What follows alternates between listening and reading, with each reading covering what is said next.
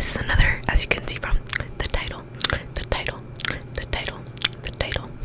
This is another book video, and I didn't think I'd be making one so soon. But in really fun news, not really new. Today is my birthday. Today is my birthday.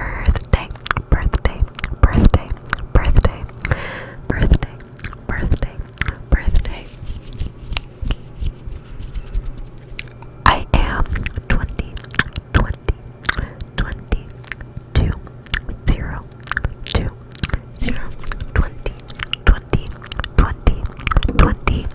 years old. 20 years old. Big 2. Oh, big 2. Oh. So, no longer a teenager as of 3 p.m. today. 3 p.m. today. I was born at 3 p.m. And for my birthday, my beautiful, amazing aunt sent me, I was eating some tiramisu, some black sesame tiramisu. My beautiful, wonderful aunt sent me not 1, not 2, not 3, and not 4, and not 5, but 6 books. 6 books. 6 whole books. 6 whole books. I wonder. I also got one of those mini brands things. I just was wondering if that would make fun noises. And my school's English department was also having, oh, you can see like the building. Anyway, my school's English department was having a blind date with a book. Blind date with a book event. So I also got a new book, a blind date book. So, and I actually guessed what it was going to be before I opened it, and I chose it. So it's not really that blind because I guessed it, but actually I didn't guess specific. I guessed the author, but I didn't guess what the specific book was going to be. Just a little dangerous because I already have books from this author, but I got one that I didn't already have. Actually, I think I only have one, and it's like a really small one. That's not very popular, but, or I shouldn't say not very popular, but just like not as, like, all of his, he has like one small book, and then all of his other books are massive. You guys will see. You guys. Actually, let's start with that one, because I feel like some of the other ones are a little bit more exciting. But, so my blind date with a book, it said a Russian classic, so immediately I was like, it's either Dostoevsky or Tolstoy. Dostoevsky or Tolstoy. Dostoevsky or Tolstoy. And it was about, I forget what the thing said, but it just seemed very Dostoevsky. It definitely wasn't the plot to Anna Karenina, because I would have known if it was Anna Karenina, but so I guess that it was Dostoevsky, and it was The Brothers Karamazov.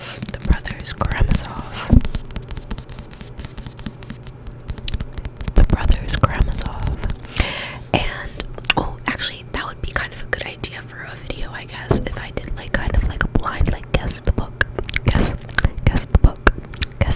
off of these clues, like a good tinkly talking. But so I got The Brothers Karamazov, and I am really excited to read it.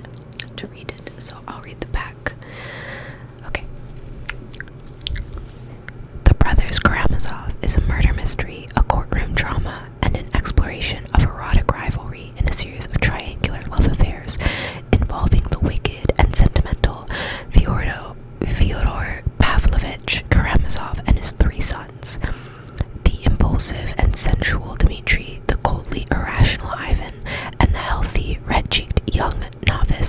Alyosha. Through the gripping events of their story, Dostoevsky portrays the whole of Russian life, its social and spiritual strivings, in what was both the golden age and a tragic turning point in Russian culture.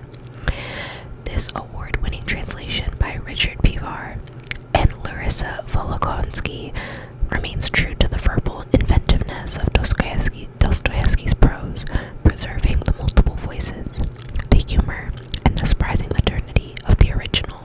It is an achievement worthy of Dostoevsky. I don't know why I keep saying Dostoevsky. It is an achievement worthy of Dostoevsky's last and greatest novel. So, the brothers Karamazov, really excited, really excited to read this. I don't know when I'll get to it, but hopefully someday soon. This is upwards of 800, almost 800 pages. I can see. Is it 800?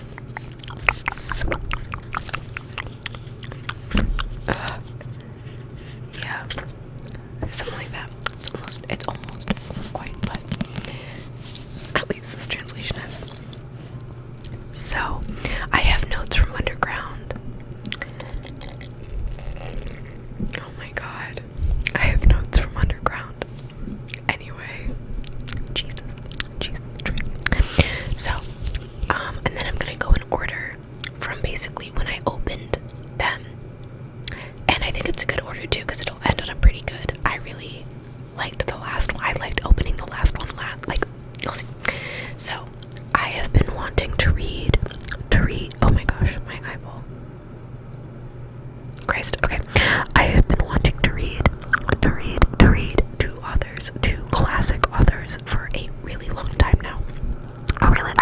Dostoevsky is one of them, but of these other two that I have been wanting to read the books of, and I got these two books that are shorter novels from both of them. So I think it'll be good to introduce me to their writing before I go towards their more substantial works that are also their I don't want to say there's another word for masterpiece, almost like their magnum opus or something. Magnus opus, something like that. Magnum opus, Magnus opus, one of the two. And so I got two of their shorter novels, and I'm excited to read them because I think it'll be good introductions before I read their much longer books. So the first one is Cannery Row by John Steinbeck. John Steinbeck. And I have been wanting to read East of Eden for a really long time now. For like a year or so. And so I got this book, and this is, as you can see, this is a much shorter novel. This is only, it's not even 200 words, or 200 pages. So, published in 1945, Cannery Row focuses on the acceptance of life as it is, both the exuberance of community and the loneliness of the individual.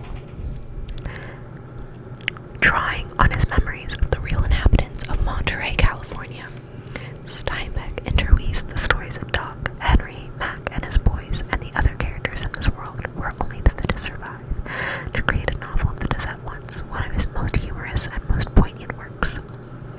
In her thoughtful introduction, Susan Schilling-Law shows how the novel expresses both in style and theme, and much that is essentially Steinbeck: scientific detachment, empathy toward the lonely and depressed, and at the darkest level, the terror of isolation and nothingness. So I'm really excited to start reading this because, it's just, I've heard great things about him. I don't know too much, but I think that's a good way to go into a new author is not knowing too much. And I've been wanting to read more particularly philosophical works, and not to say that I know for certain whether or not that's kind of the direction John Steinbeck veers towards, but I don't know. I am excited either way. And I think it sort of is any book that kind of challenges, I don't know.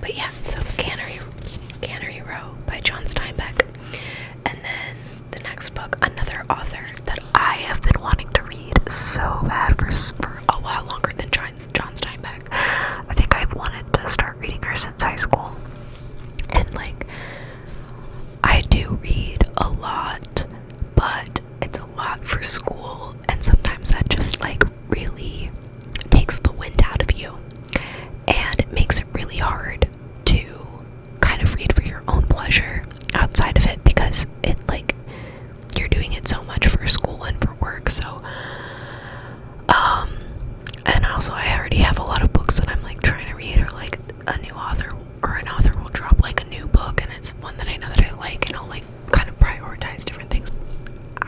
I know I'm rambling, but I've been wanting to read Ayn Rand for so long, and specifically Atlas Shrugged and The Fountainhead. I'm really excited to read those. And so I got this much shorter. The Fountainhead and Atlas Shrugged are each like at least that big. So I'm really excited to just get like a little taste of her writing before I kind of go into those like much larger works. But this is Anthem, and this I think has a lot more of like a, I don't want to say philosophical concept than Cannery Row does, but I think like I definitely like books that are like create a fictional reality that poses a lot of normative questions about our reality and like our status quo, our political landscape, that sort of thing. So I'm really excited to read this because it sounds exactly like that is what it is doing. Like that is what it is doing. So let me read the back. Okay. He lived in the dark ages of the future, in a loveless world where he dared to love the woman of his choice. In an age that had lost all trace of science and civilization, he had the courage to seek and find knowledge. But these were not the crimes for which he would be hunted. He was marked for death because he had committed the unpardonable sin. He had stood forth from the mindless human herd. In a world that deprives individuals of name, independence, and values, he was a man alone. So, Ayn Rand's classic tale of a future dark age and the hero who fights for his individual dignity anticipates her later masterpieces, The Fountainhead and Atlas Shrugged. So I just like, from what I've heard about her, I really look up to her, and I'm excited to read more like her works and read this. I have been interested in reading this in addition to her other two major works, but yeah. And this one also seems pretty short, and you've got some parts in the back where it's like, oh, this is so interesting. So half of this book, the book is not even that long. It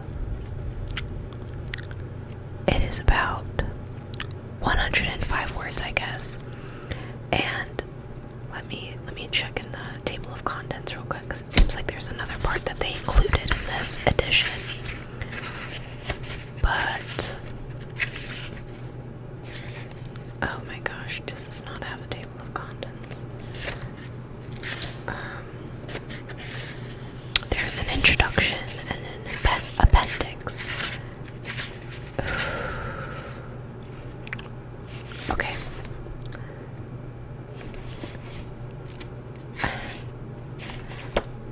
It seems like, okay, so there's like the first version of the novel, and then there's another part that's edited like that in the back. And let me read what it says. Anthem was originally published in England in 1938. For its first American edition in 1946, Ayn Rand rewrote the book. Her purpose, she said years later, was precision, clarity, brevity, and eliminating any editorial or slightly purple adjectives.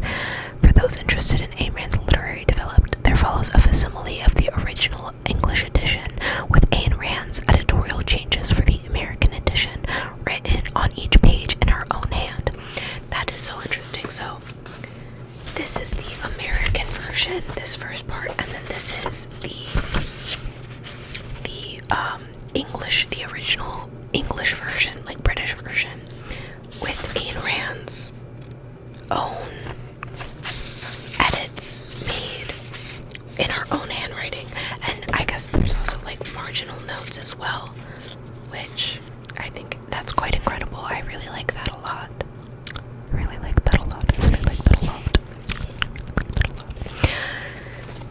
last semester I had a class that was on, I was about literature and literary studies, and it was a really big question of, like, what versions of books should we read, the original published version or the version after any such edits have been made. And if an author wishes us to read the edited version, do we completely adhere to that wish, or if we, like, just all these different questions about what is better.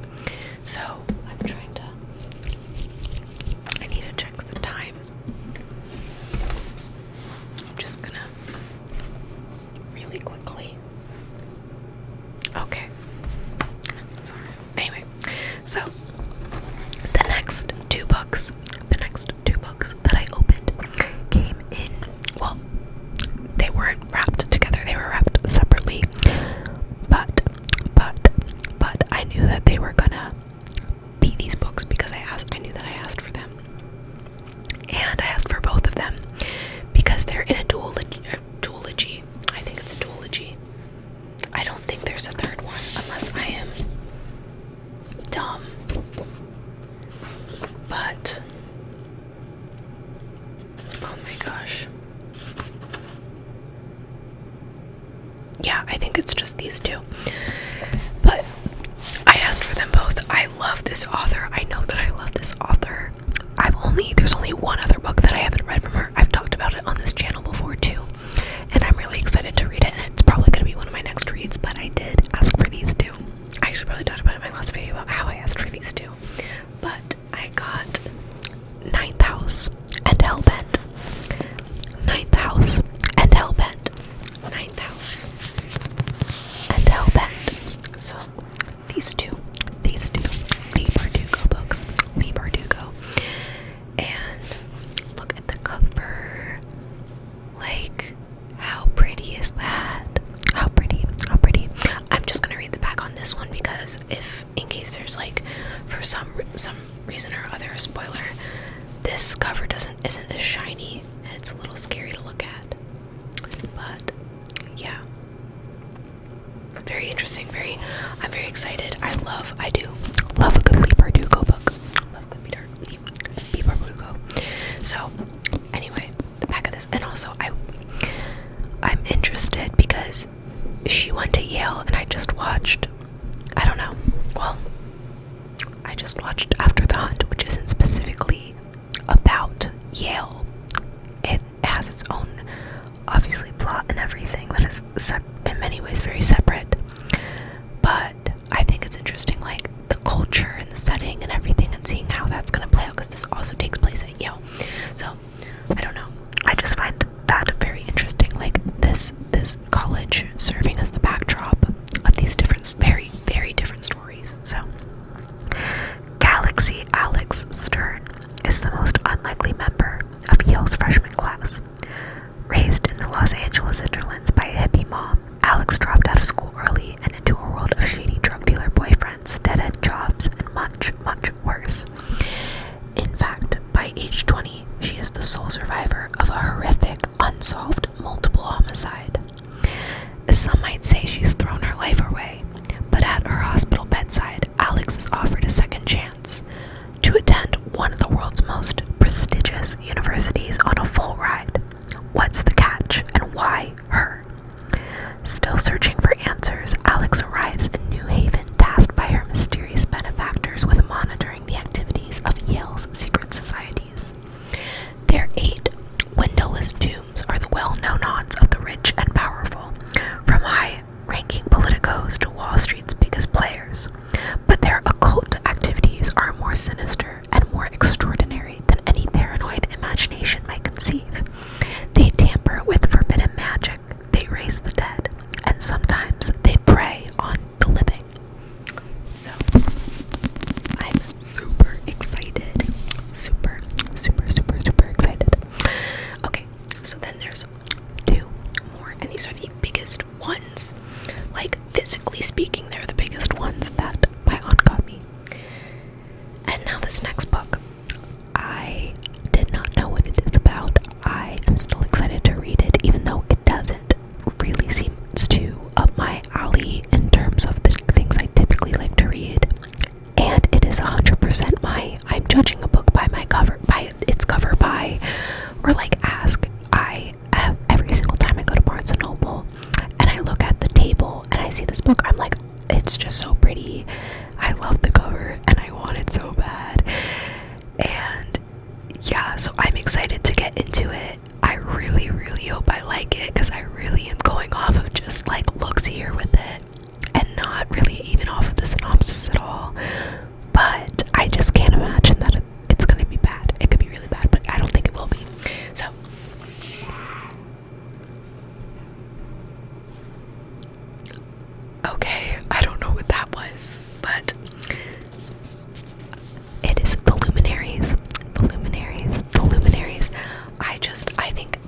is so cool. I think the cover is so cool.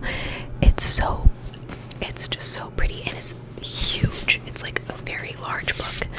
It's the inside.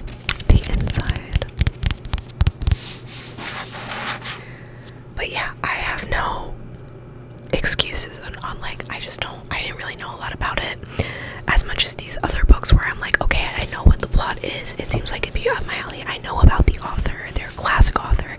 This was really just a vibes based, like, I really love this cover and I really want this book. So basically, and also I have a good feeling about it. So it is 1866 and Walter Moody has come to stake his claim in New Zealand's gold rush. On the stormy night of his arrival, he stumbles across a tense gathering of 12 local men who have met in secret to discuss a series of unexplained events. A wealthy man has vanished, a prostitute has tried to end her life, and an enormous cache of gold has been discovered in the home of a luckless drunk. Moody is soon drawn into a network of fates and fortunes that is as complex and exquisitely ornate as the night sky. Richly evoking a mid-19th century world of shipping, banking, and gold rush boom and bust, The Luminaries is at once a fiendishly clever ghost story, a gripping page-turner, and a reinvention of the lore and power of the Zodiac. It confirms Eleanor Catton as one of the brightest stars in the international literary firmament. So,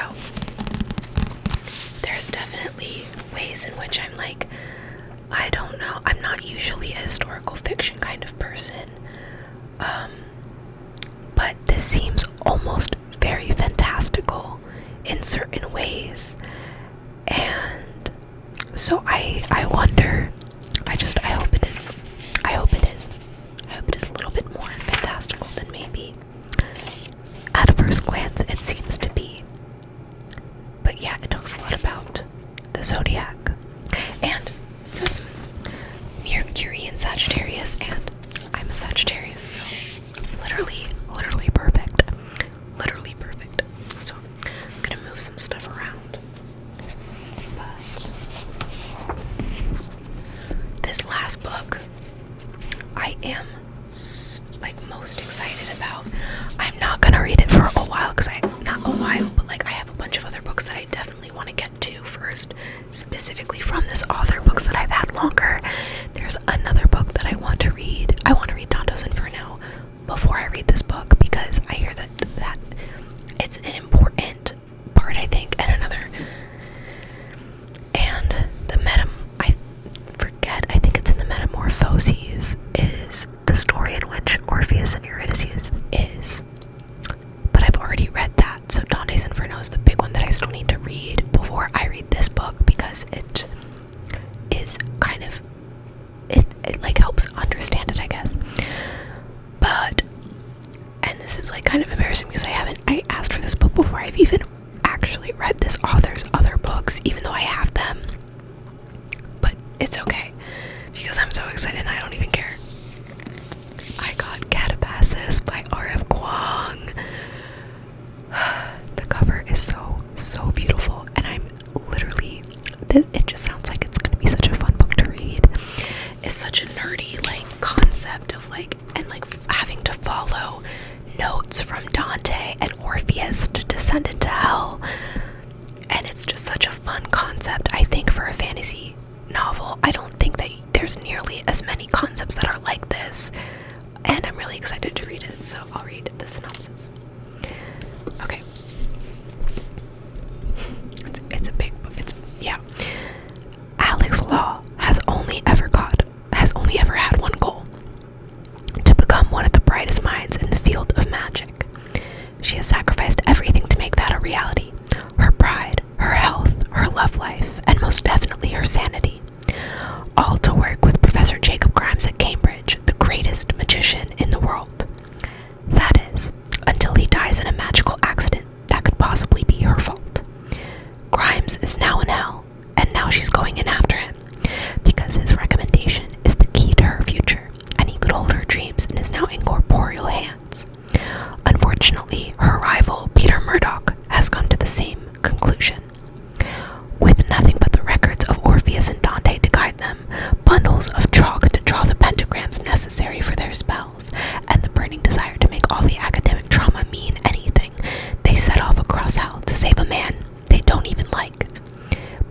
is not like the storybook says.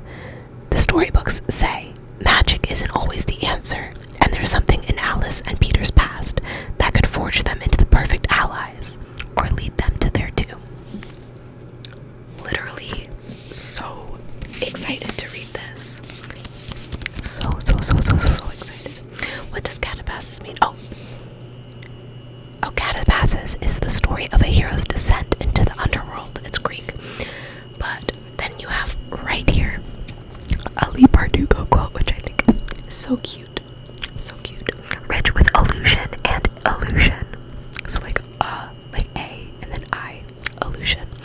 Kwong crafts a witty, gory, harrowing ride that thoroughly roasts the perils and power structures of academia while never losing sight of what it means to have a fragile human heart. Yeah, so I'm so hyped to read all of these books. And yeah, just a little thumbnail, I guess. Not huge book haul, but thank you so much for watching this video, and thank you so much for watching my channel, and yeah, I hope you have a good